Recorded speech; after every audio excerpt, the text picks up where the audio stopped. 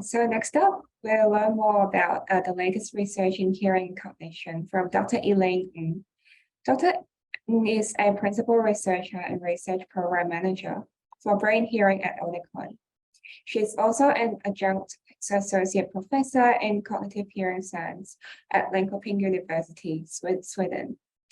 Her research focuses on speech perception and cognition in people with hearing loss and cognitive benefits of hearing aid. Please welcome Dr. Ng. Hi, thank you so much for your introduction. Can you hear me well? Okay. Yes, that's perfect. Cool. Thanks. And I will just pull up my presentation. There we go.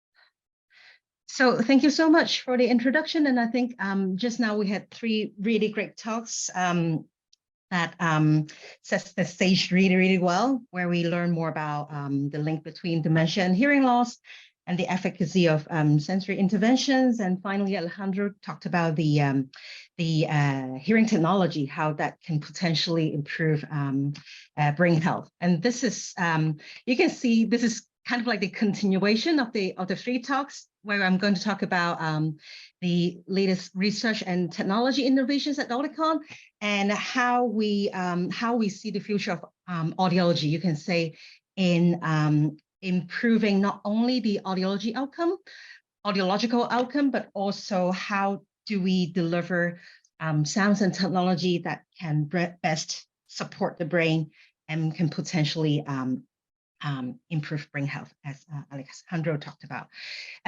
Just a bit more about myself. So I am currently working at the headquarters at Otic in Denmark as a principal researcher, and I come from Hong Kong originally, as some of you know, where I did my Master of Science in Audiology in the University of Hong Kong, and I did my PhD in Sweden, and that was well, almost like 10 years ago. All right. Before I talked about the technology and the research that we have at the headquarters of Otic, I would just like to give you an overview of what we are actually doing at the headquarters in terms of research. So here you see a map where we have research activities all over the world to gather evidence around how we measure or how we find new research methods to document the benefits of hearing aids. So yeah, so here you see we do have like 20 to 30 activities going on all around the world. And we do research not only in-house, but also we do a lot of collaborations with independent researchers from universities, hospitals, and so on. So just to give you like a brief idea of what we're doing, I'll just like to show you some brain hearing studies and collaborations that we have. So brain hearing is our Otic's philosophy in delivering the most optimal sounds so that the brain can process sounds in the most optimal way or in much less effortful way.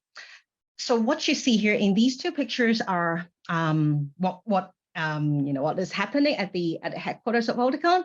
Let me pull out the pointer as well. See there. So on the left, you see it's a room called Germany, which is an ambisonic sound chamber, where we do a lot of technical measurements to measure you can say the technical performance or output from the hearing aids. And you can see here we have loudspeakers on the horizontal plane, but also like above and below the listener. So we can see a chair here.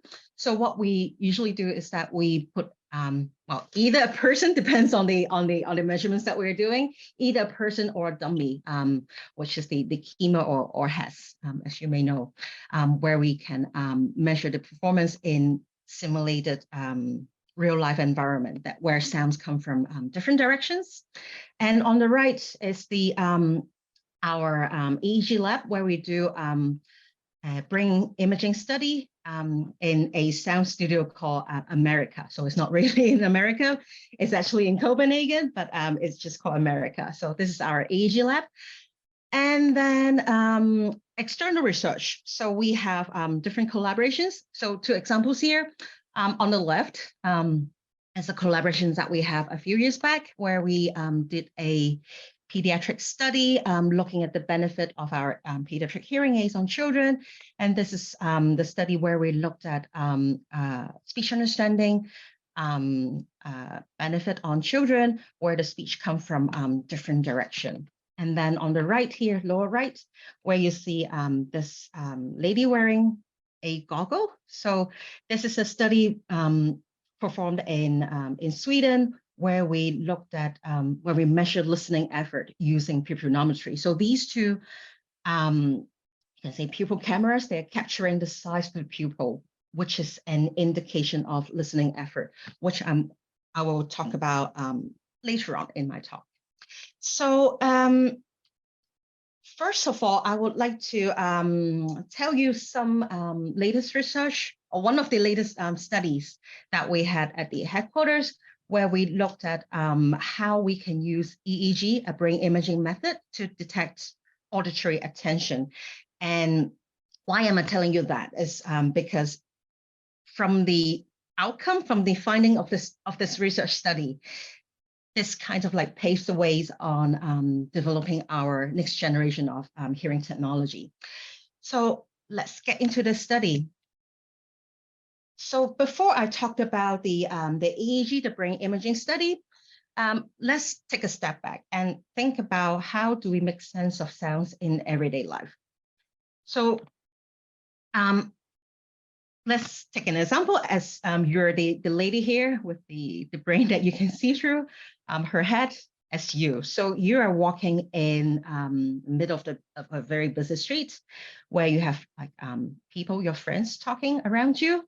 So basically what your brain perceives is basically everything in the environment. So you can say this is like the first step in how our brain understand the sound environment. So everything, you basically can hear everything. Not only your friends talking, but people biking, birds flying or singing.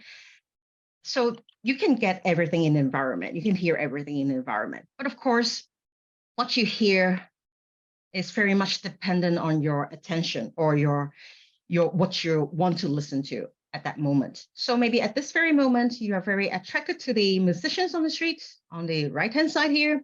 So there's a band playing. So maybe at this moment, you're not focusing on the two friends standing next to you, but rather you focus on the music playing on the street. Perhaps the music or the song that is playing now is a song that you like a lot.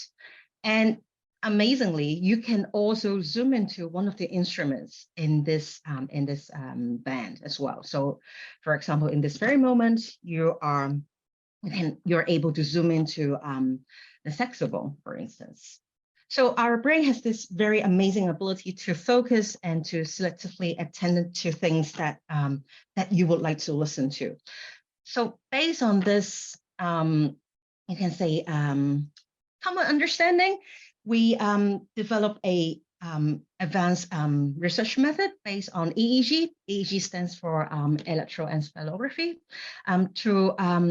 So with this method, we aimed to decode the attention of the participants based on the intention of the listeners. So this was done in collaboration with our colleagues at Ericsson Research Center, where it's actually Alexandro, the one who just presented to you. He worked there for, I think, 5 years. So we were colleagues and we also know each other quite well. So this is the aim of the EEG study. So just to tell a little bit about like the setup or the background of the study. So what happened in the study was that we recruited around approximately 30 participants with hearing loss and using hearing aids. So they were seated in the middle of the sound booth. And what they had to do was that they had to listen to two people talking. So this person is like sitting in front of like two loudspeakers in front of him or her. And there are like two people talking at the same time. So one on the left-hand side, one on the right-hand side. And the person was told to focus on either the one on the left or the right. So for instance, at this moment or in this setup, this listener was told to focus on the person coming from the left-hand side. So here, the speaker in focus, and to ignore the speaker coming from the right-hand side, which is a secondary speaker. So attended versus ignored. And then at the same time, there's always background noise coming from the back, which kind of like simulate the you can say a party situation where you're talking to two friends at the same time, and there are a lot of things going on in the background. Okay, and then just to give you a very brief impression from what is going on in the lab. So with this kind of like EEG setup, before we could actually do the study, to set up the EEG, the brain imaging paradigm is also time consuming. So the test leader standing behind the loudspeaker spend on average like 30 minutes to set up the test participant. So he's sitting here wearing the cap, and then you can see like there are small electrodes, I hope you can see clearly, that picks up the electrical responses all over the scalp. So there are like 64 electrodes that we use in this study. And then this is the middle. In the middle, this is what is happening when the test is ongoing. So this lady was listening to two talkers in front. So one is actually here. This is the one on the right, and then the one on the left, it's actually out of picture. And then she's most of the time was told to focus her eyes on this little dot on the screen. So this is what's going on in the study. And then the test itself takes approximately an hour to an hour and a half. I would say an hour and a half. And then at the same time, the experimenter sits outside the sound booth, monitoring the brain responses, as you can see here on the screen. So this is kind of like the flow of the this EEG brain imaging research test, that we have the test participant with the brain responses captured using the EEG cap. And then we do a lot of data processing and analysis out of the EEG data that we collected. And then we had to kind of like filter for different artifacts during the EEG recording, for example, heartbeats, eye blinks, movements, and so on. And then we, well, to put it short, or to put it in a simple manner, that we use some, you can say, machine learning or big data analysis to kind of like decode the attention of this listener. And then we can see the results in a more simplified manner.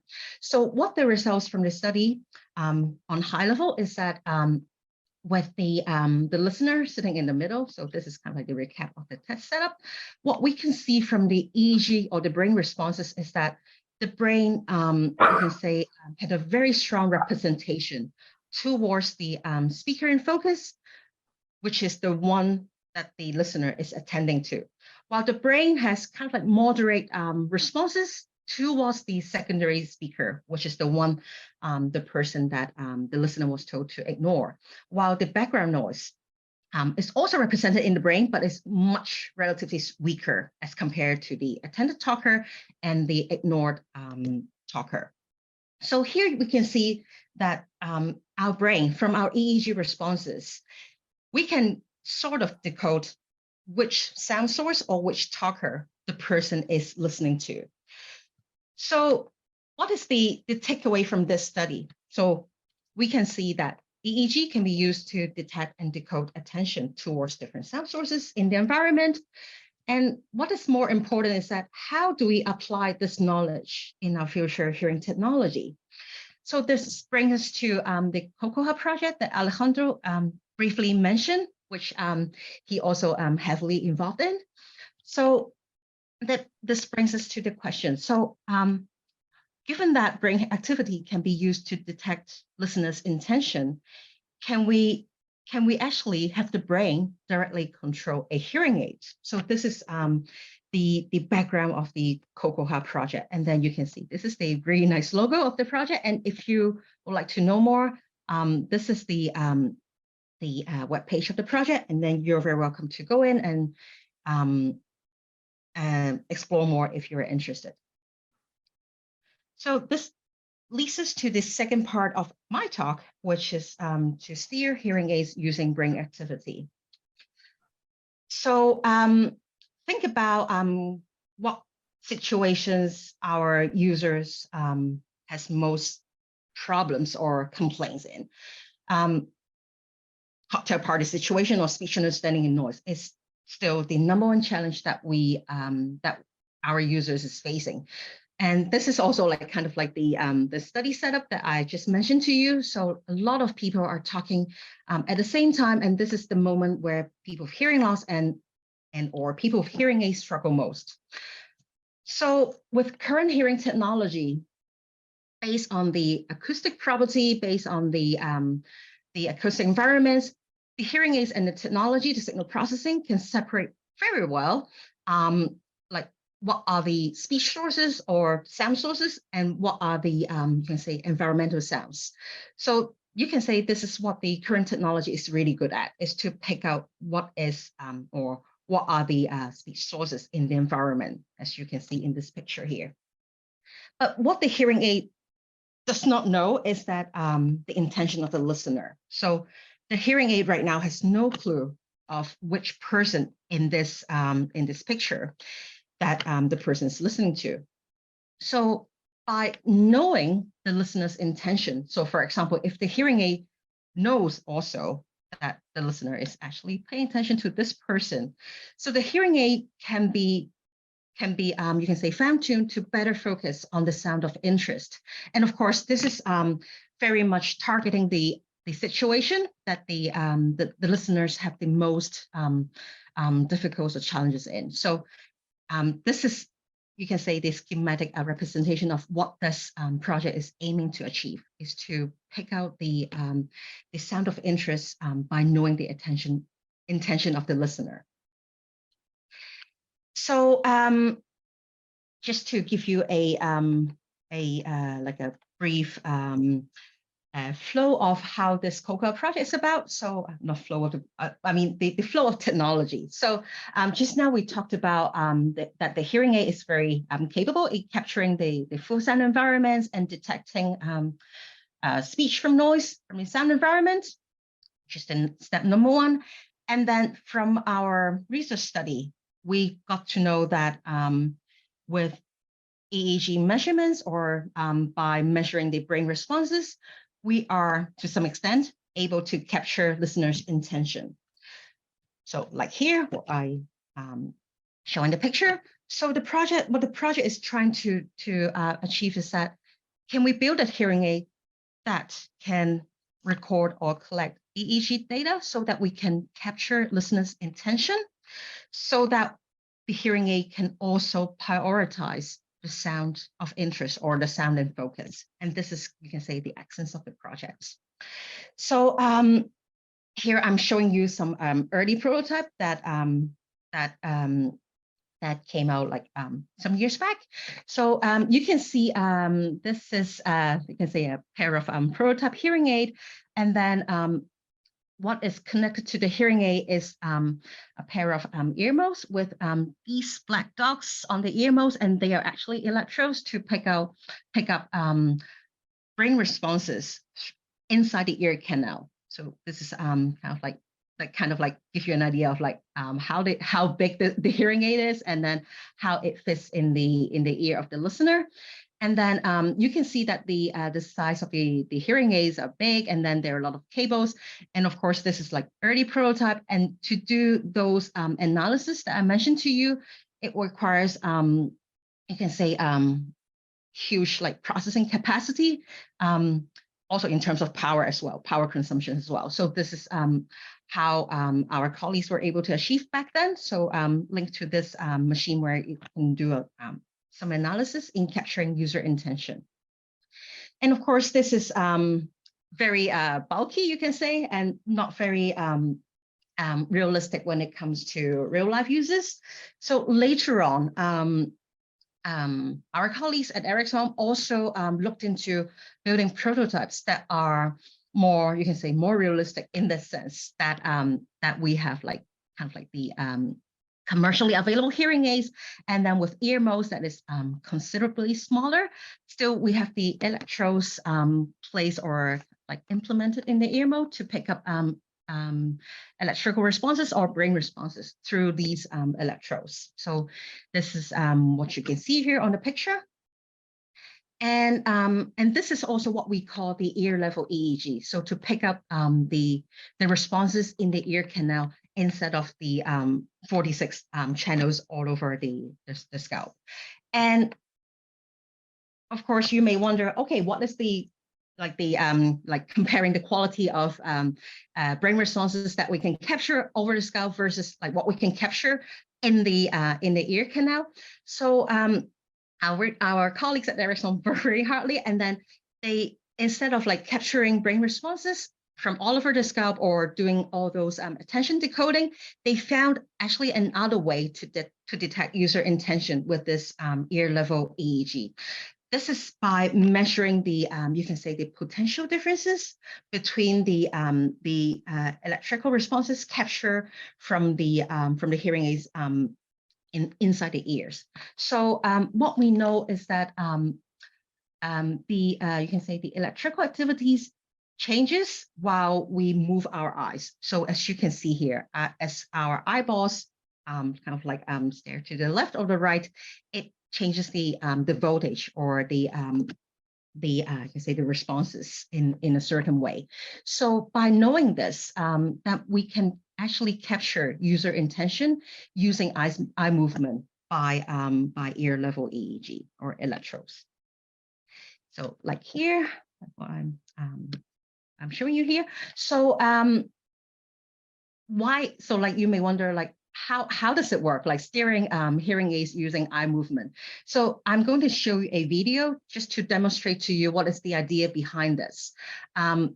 So what you're going to see is that this very nice gentleman is well, he's actually wearing a pair of prototypes that I just mentioned to you, a prototype of hearing aids that we can steer the hearing aids by eye movement. So what he will do is that he will be kind of like steer the hearing aids by looking at the 3 different loudspeakers. So like this loudspeaker on the left-hand side is basically playing a speech spoken in American English. And the one in the middle is Italian, and then the one on the right-hand side is Mandarin. So you can see how he steers his hearing aid using his eye movement, and you can actually see he has a very nice big eyes that you can see very clearly how he steers his hearing aids. So let me go back here, and then here we go.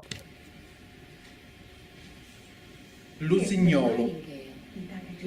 In Cina, lo sai bene, l'imperatore è un cinese. And everyone around him is a Chinaman too. It's been a great many years since this story happened. 这个缘故，在人们没有忘记他以前，他值得听一听。 Prima che venga dimenticata. Il castello 用 dell'impero 细致的瓷砖砌成，价值非常高。不过， Delicate that you could touch it only with the greatest of care. In the garden, delicata che toccandola bisognava fare molta attenzione. Yep. So what you saw was that well, if he actually so one condition that we didn't capture here is that when he doesn't steer the hearing aid, or when he, let's say, closes his eyes. So like the 3 speakers in this setup, so the American English, Italian, and Mandarin, they're speaking at the same level.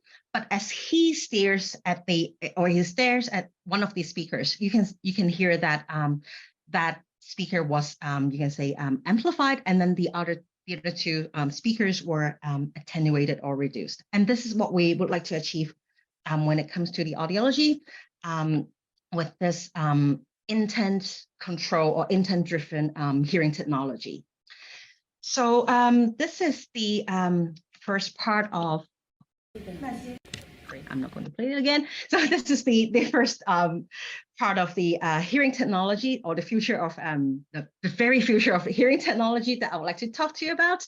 And then the second part of my talk about future hearing technology, or the technology that we are working at Otic is to measure using listening effort by the sensors that we can implement in the hearing aid. So Piers earlier on, he set the stage very nicely about listening effort and how dementia or cognitive decline links to hearing impairment and how that affects listening effort. And of course, with hearing technology that allows us to measure listening effort using different senses. So hopefully with this like future technology, we can also better help our users. So just a little bit about the background of listening effort. Okay, not about the philosophy or not about the research that we have, but more about the when it comes to the how our body reacts when it comes to effortful listening. So as Alejandro also mentioned it, right? So when the acoustic environment is challenging, is not optimal, that kind of like increases the listening effort, and that also increases the you can say emotional stress, so that our body generate involuntary responses through our autonomic nervous system. So that also applies to other like stressful situations that one may encounter in everyday life.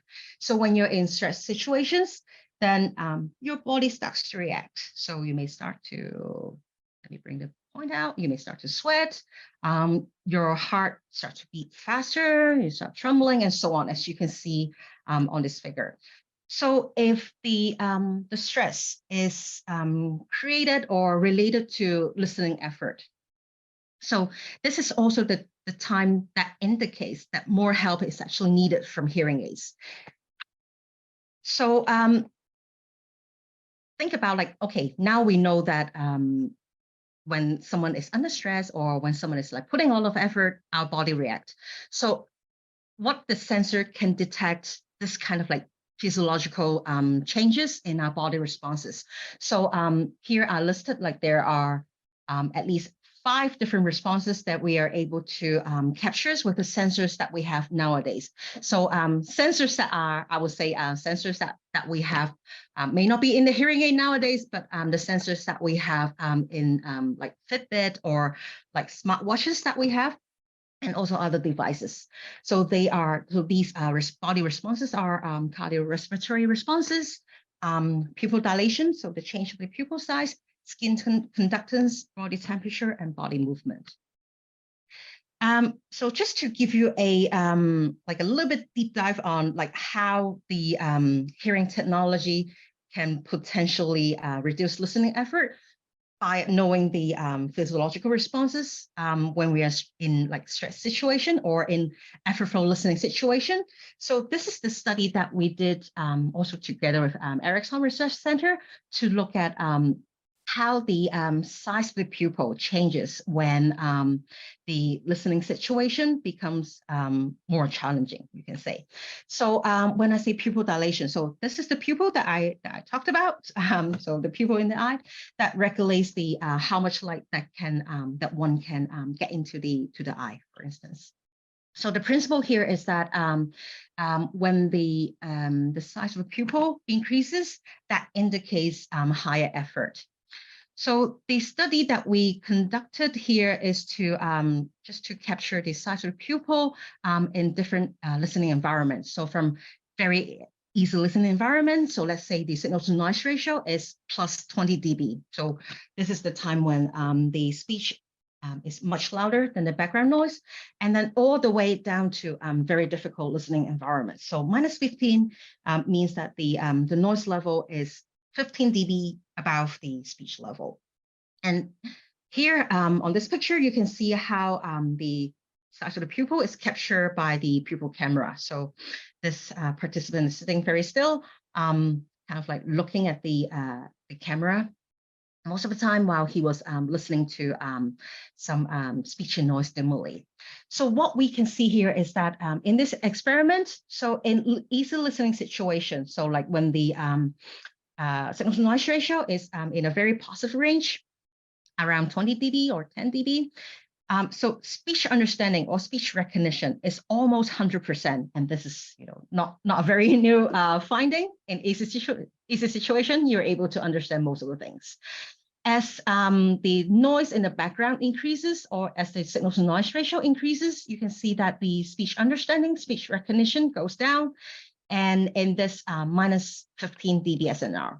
Basically, the listeners couldn't understand a single word here. So the speech understanding is 0.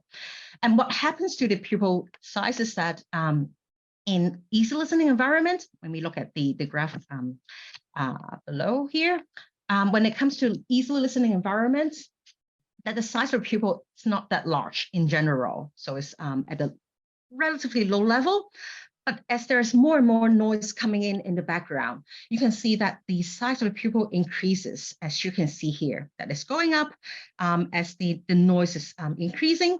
So this kind of like indicates that the person is putting more and more effort to understand speech. And you can see that this effort that the person is putting in is to show that the person, even though even the listening becomes more challenging, more effortful, but then the person is still engaged in understanding what is going on. So you can see the listening effort increases until a certain point, which we call is the tipping point, that after this point, which is approximately minus 5 dBSNR, and then you can see the size of the pupil decreases. And this kind of indicates that the person starts to disengage when the listening becomes very difficult. So you can see this is also the moment where speech understanding is lower than 50%. So if a person is not able to follow at least half of the conversation, it makes sense that the person starts to like withdraw or disengage from the conversation. And then this is also why we argue that the effort decreases here as the listening task becomes very, very difficult. And with hearing technology, what we know is that it kind of like pushes the tipping point. Pushes the tipping point a little bit towards the more challenging environments, as you can see here. So with good hearing technology, so for example, with better noise reduction, so you can see that the speech understanding will be better even in a more challenging environment. And this also shows in the, you can say, the engagement pattern, and this engagement pattern, as we can measure from the pupil responses. So you can see here. So the idea here is that if we get to know the state of the listener, whether the listener is putting more effort or less effort, and if we can measure like the state of the listener through our sensors, so that we can change our hearing technology or hearing aid settings accordingly, so that we can provide help to our listeners like in a much timely manner, for example, in very difficult listening environments. So this is very much about like how hearing technology can reduce listening effort. But okay, then how do we measure physiological responses in a more, you can say like real life or realistic manner? So of course, like pupil dilation, it may not be something that we can measure like very accurately, readily with our current equipment, you can say. So I think like that's already like 6-7 years back. Then researchers at Ericsson started this Hear Echo project, where they looked at different ways to measure physiological responses. So here you can see, so these are some examples of physiological responses that we are trying to capture. Pupil responses, and also different cardiovascular responses. So these are the typical ones that we usually do to measure blood pressure, for instance. So I'm not going to get you the details of like these physiological responses measurements, but this is just to show you like this is the way that we are pursuing to capture the state of like the state of stress or effort of our listeners. So here is actually the study that Alejandro mentioned, that we can actually from the heart responses, heart rate, that we can capture how stressful, you can say, the listener is. So this is one of the projects that we are running right now. So So this time we are trying to capture physiological responses using this kind of like Fitbit device, and then with the help of the app to collect some big data so that we have a better understanding of what environments trigger like stress or effort to a listener, so that we can fine-tune our audiology in the hearing aid accordingly. So this is something ongoing right now at Oticon, at Eric's home. And if you'd like to know more, so this will be one very good reference for you to look at if you're interested and when you have time. So to summarize my talk, so I've told you very briefly, like two different research technology innovations direction that we are pursuing. One is whether we can build hearing aid that can capture listeners' intention, and then the listeners can somehow see the hearing aid with their intent. And secondly, I've also briefly mentioned to you how we capture or measure listening effort using different sensors in the hearing aid, and how that can potentially affect the audiology or the settings of our hearing aids accordingly. So these are the future directions that we are working on. But overall, why we are working on like these next level of hearing technology is that we would also like to bring better audiological outcome and better brain health to our users. So yep, so this is it. This is the talk that I have, or the slides that I've prepared. So thanks a lot. Yeah, thank you very much for the presentation, Dr. Ng. I think it's very fascinating to learn about the future directions of the hearing aids. Yeah, so I guess we can ask if any of our participants have any questions or thoughts that you would like to share with everyone, or would like Dr. Ng to address for you guys. Perhaps we can wait for a couple minutes.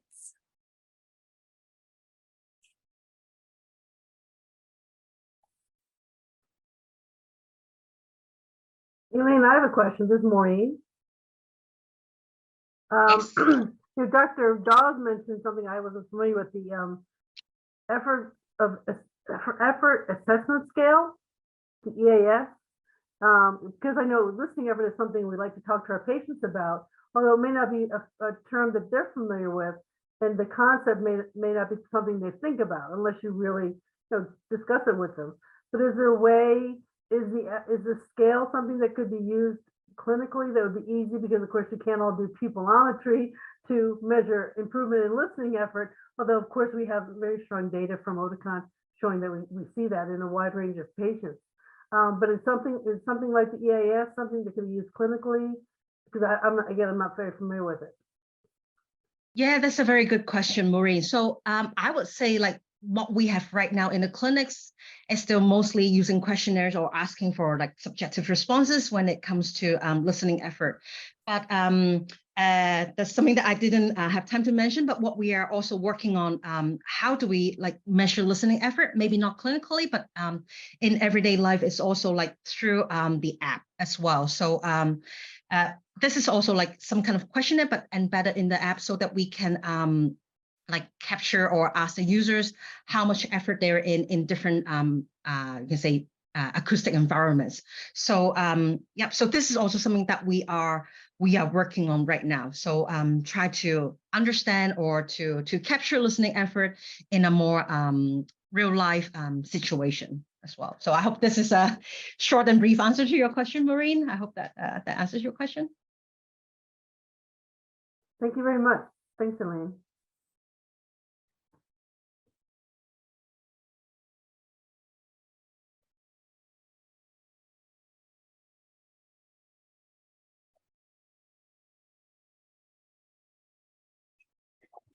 I guess we could wait a couple more minutes.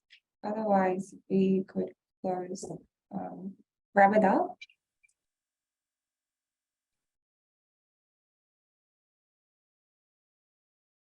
Dr. Ng, I actually have a question regarding listening effort.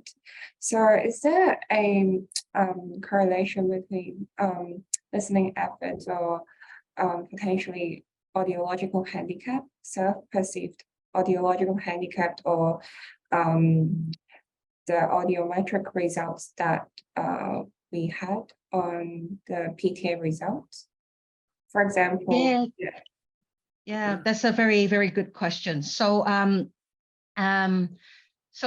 think the problem here is that like we are not able to capture listening effort. So we are only like kind of like so in the lab we capture the listening effort through pupillometry, and in the clinics we could use like questionnaires to capture listening effort. So I think we do not have a very conclusive results yet, but I think there's a lot of gaps that we need to fill in with research. So like what kind of listening effort that we are actually measuring. So usually listening effort is a combination of like many different things. And then we still need a lot of research to kind of like tease out like what is what.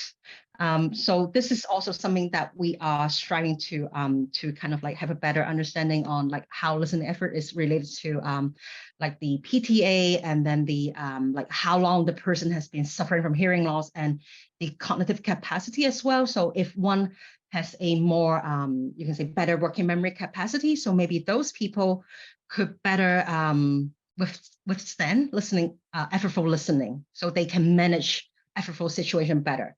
So yeah, so I would say we still need more research to understand this topic a little bit better. yeah, thank you very much for the answers. And I think it's very fascinating to learn about the facilities in the lab of the headquarters as well. Thank you. Yeah, I guess if there's no more questions, then we can wrap it out. Okay. So thank you very much for the first session of the presentation, as well as Dr. Ng's presentations just now. So to wrap it up, we are going to close the speech. So Otic Hearing and Speech Center Professional Online Seminar 2022 has come to an end. Thank you very much for joining us in this wonderful afternoon. We greatly appreciate the support we've received from all our speakers and every participant here today. As the only distributor of Oticon hearing aid in Hong Kong, Otic is committed to providing professional hearing healthcare services by offering our clients with the quality products that support cognitive health and improve quality of life. If you have any questions regarding Oticon's products and our services, please don't hesitate to contact us. I hope you all have enjoyed today's seminars, and we are looking forward to seeing you again in our next professional seminar. Thank you very much and have a good day. Bye-bye.